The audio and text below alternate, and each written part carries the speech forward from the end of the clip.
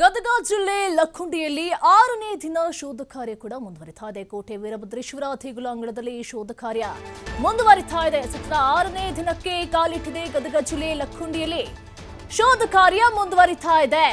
ಕೋಟೆ ವೀರಭದ್ರೇಶ್ವರ ದೇಗುಲಾಂಗಣದಲ್ಲಿ ಶೋಧ ಕಾರ್ಯ ನಡೀತಾನೇ ಇದೆ. ಶೋಧ ಕಾರ್ಯ ವೇಳೆ ಚಿಕ್ಕ ಚಿಕ್ಕ ಮೂಳೆಗಳು ಪತ್ತೆಯಾಗಿದೆ ಅಂತ ನೋಡಿ ಶೋಧ ಕಾರ್ಯ 6ನೇ ದಿನಕ್ಕೆ ಕಾಲಿಟ್ಟಿದೆ. ಚಿಕ್ಕ ಚಿಕ್ಕ ಮೂಳೆಗಳು ಪತ್ತೆಯಾಗಿದೆ. ಪ್ರತ್ಯೇಕವಾಗಿ ಪ್ಲಾಸ್ಟಿಕ್ ಕವರ್ನಲ್ಲಿ ಸಂಗ್ರಹಿಸಿ ಸೀಲನ್ನ ಮಾಡ್ಕೊಂಡಿದ್ದಾರೆ.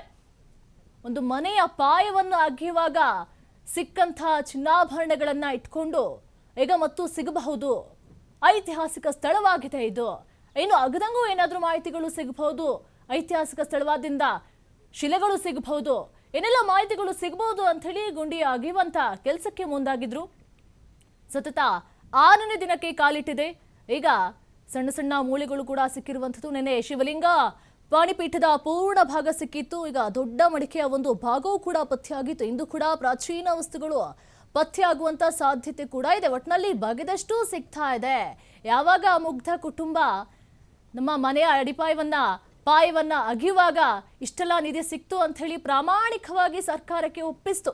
ಈಗ ಅವರ ಮನೆ ಕೆಲಸ ಕೂಡ ಅರ್ಧಕ್ಕೆ ನಿಂತು ಹೋಗಿದೆ. ಈಗ ಗ್ರಾಮದ ಸುತ್ತಮುತ್ತ, ದೇವಸ್ಥಾನದ ಸುತ್ತಮುತ್ತ ಕೂಡ ಅಗೆಯುವಂತ ಕೆಲಸ ಕೂಡ ಆಗ್ತಾ ಇದೆ. ಸತತವಾಗಿ 6ನೇ ದಿನಕ್ಕೆ ಕಾಲಿಟ್ಟಿದೆ. ಈಗ ಮೂಳೆಗಳು ಕೂಡ ಸಿಕ್ಕಿರುವಂಥದ್ದು.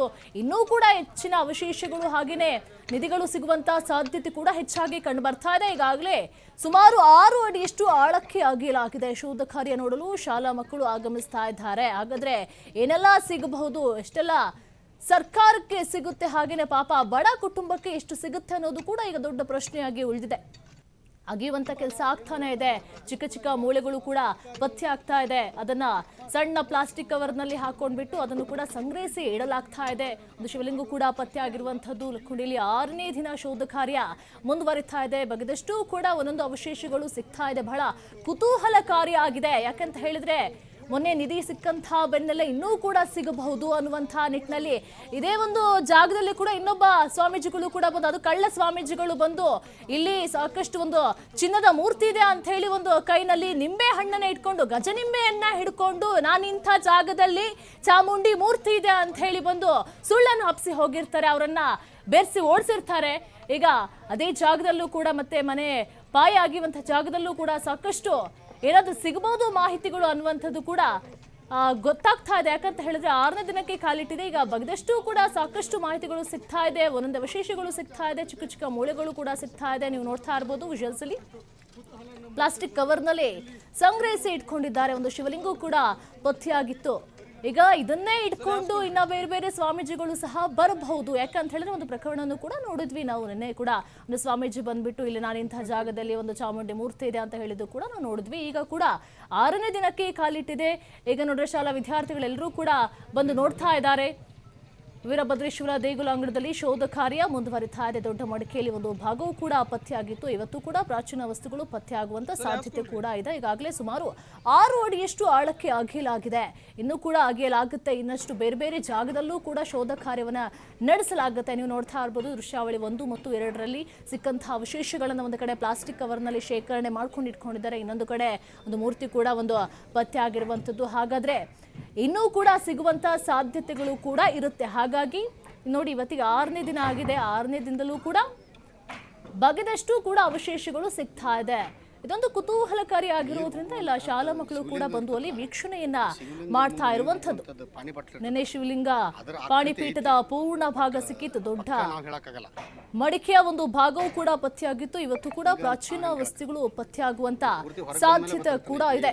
ಪ್ರತ್ಯೇಕವಾಗಿ ಪ್ಲಾಸ್ಟಿಕ್ ಕವರ್ನಲ್ಲಿ ಸಂಗ್ರಹಿಸಿ ಸೀಲ್ ಕೂಡ ಮಾಡಿದ್ದಾರೆ. ಏನೆಲ್ಲ ಸಿಕ್ಕಿದೆ, ಒಂದು ಚಿಕ್ಕ ಚಿಕ್ಕ ಮೂಳೆಗಳು ಕೂಡ ಪತ್ತೆಯಾಗಿದೆ. ಇನ್ನೂ ಸಿಗುವಂತ ನಿರೀಕ್ಷೆ ಕೂಡ ಇದೆ.